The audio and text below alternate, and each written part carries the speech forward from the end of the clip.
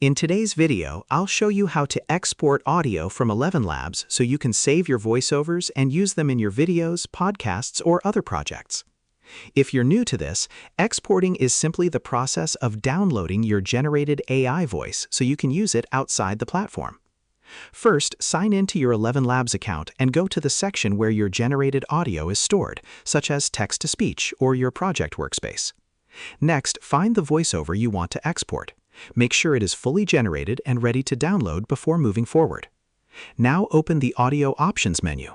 Here, you'll usually find a Download or Export button depending on the type of voice generation you used. Click the Download option and choose your preferred audio format if multiple options are available.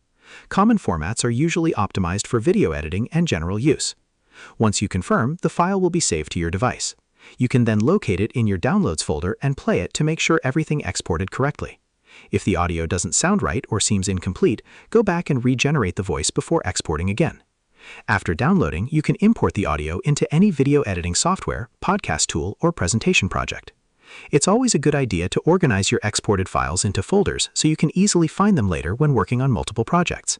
And that's how you export audio from ElevenLabs. Share this video and subscribe for more helpful tutorials.